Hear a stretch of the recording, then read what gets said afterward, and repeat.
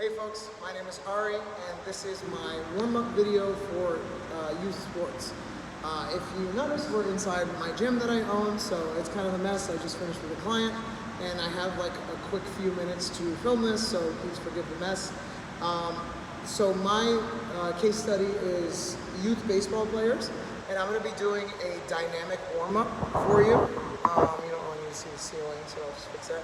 So we're going to be doing a dynamic warm-up, and since it's youth, I want to do the entire body. If this were like an older group, I would focus each individual player on their own set of movements. Like for example, if you were a catcher, or if you were a catcher, I would do a lot more like hip mobility and squats and stuff. But since kids are a little bit flexier and bendier, I want to just focus on like a fun warm-up that gets kids excited to practice. And a little background about me, I am a kindergarten through 8th grade gym teacher in Philadelphia. So I have some experience with warming kids up on a daily basis, actually 6 times per day. So I've been taking a lot of the stuff I use with my students and kind of applying it to this assignment, or discussion rather. So one thing that people may not know about children is they're not just little adults, they are actually their own like identity. So warming up with kids can be a little tricky sometimes, because while you and I might have the focus of, you know, the regular adult, we kids don't have that. Okay, so you have to make warm-ups fun for kids and make it like interesting, or else they learn to not enjoy practice. So like I said, not little adults, they are children. So I'm going to start with a lower body and work my way up, and then finish with a little bit of light cardiovascular work. So the first thing I'm going to show you is the ankle rotation.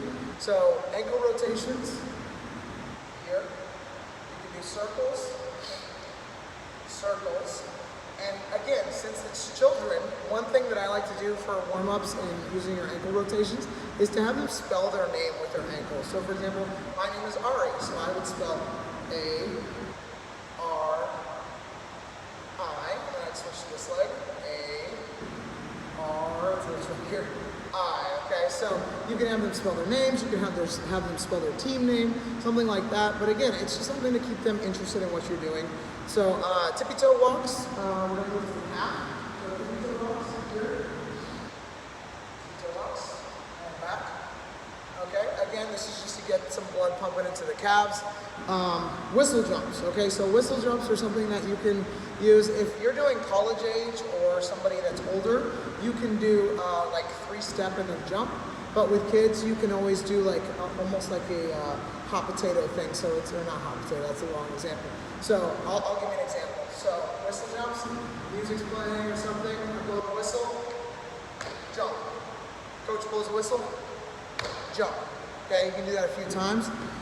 Another thing is keeping the names funny, or fun rather. So the next one here is a 3-step Frankenstein kick. Okay, so I'm here. 1, 2, 3, Frankenstein. 1, 2, 3, Frankenstein. Okay. 3-step Mario jump. You can consider this just like a regular like high skip. I always call it Mario jumps with my kids because it's something that they already understand and know. Most of them do. Okay, so you can do 3-step Mario jump. Okay. 1, 2, 3, jump. 1, 2, 3, jump. Okay. And then you can switch to just regular Frankenstein kicks and Mario jumps. So, or high skips, whatever you call it. So, get rid of that 3-step. Really warm up those hamstrings.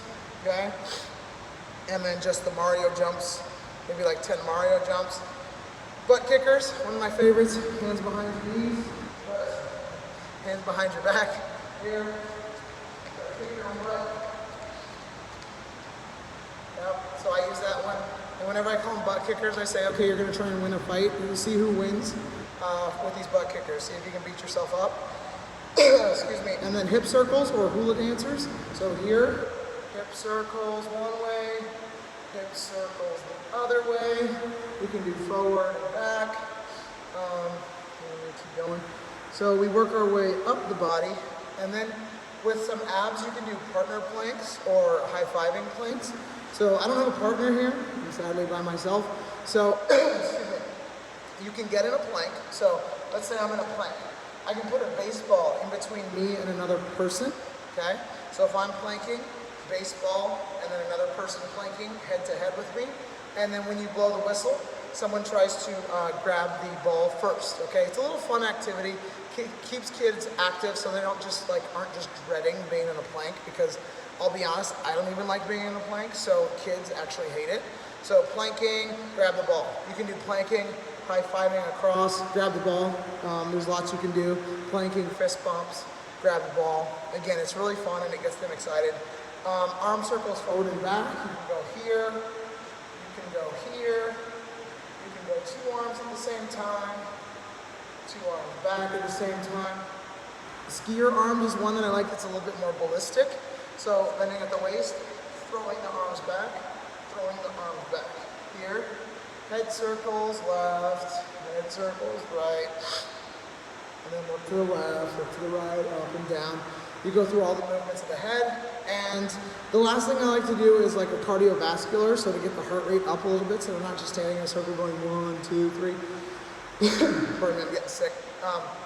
So with cardiovascular, I like to do like a little tag game. So one of my favorites to do with a team or like a class is partner tag, because it's really easy to set up and it's fun and it gets the kids like active and engaged, and it's a social thing as well, because kids might not all know each other's names depending on where you are in the practice. So partner tag is a good one where it's you and a partner, okay? You're only allowed to tag each other. So let's say I have partner A, okay? I run up, I tag partner A. Okay, he has to count 1 Mississippi, 2 Mississippi, 3 Mississippi before he can run after me. So what this does is it gets the kids running, okay, and a little bit of sprinting involved. You can keep the area into like a, I don't know, like a baseball diamond or something like that. And it allows the kids for like a 3-second break if they get tagged. You can switch to skipping. You can incorporate a lot of the things we did. Like you can do fast walking. I usually start with fast walking, skipping, hopping, and doing all that kind of stuff. And I run the game for maybe like 1 or 2 minutes, because you do want them to have some energy for the actual practice itself. But again, if you're coaching youth or teaching youth, like in the gym or whatever kind of environment, it has to be fun for them, or else it's not. I know this, I get it, this is a strength and conditioning class, but you sometimes have to think outside the box in knowing that little kids are not little adults, they're kids, they want to have fun, and you want to keep them engaged. And when you do engaging stuff like this, they're going to want to learn sometimes the boring stuff, because they're like, oh, that coach, he does the fun warm-up. So again, I'm on a soapbox now, so I'll get off of it. Thanks for watching my video. Please comment with anything that you have. I'm happy to like answer any questions about like teaching kids, because again, I'm a K-8 gym teacher. I teach Monday through Friday, and I have 6 classes per week, or excuse me, 6 classes per day, from kids ranging from age 6 to age 15, sometimes 16 if they've been held back. But again, so I have some experience with this. So my warm-up is specific to, I would say like 4th grade and below. So that's, I think, age 11 and below. Maybe 10. So please feel free to use it. Comment, tell me what I did wrong.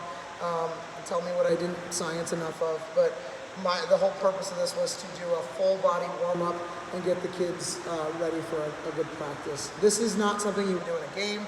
Obviously, with a game or like a competition, you would be more serious with it, because the kids do need to have to wrap their head around it. Again, I'm on a soapbox and I'm rambling. So thanks for watching my video. 3, 2, 1.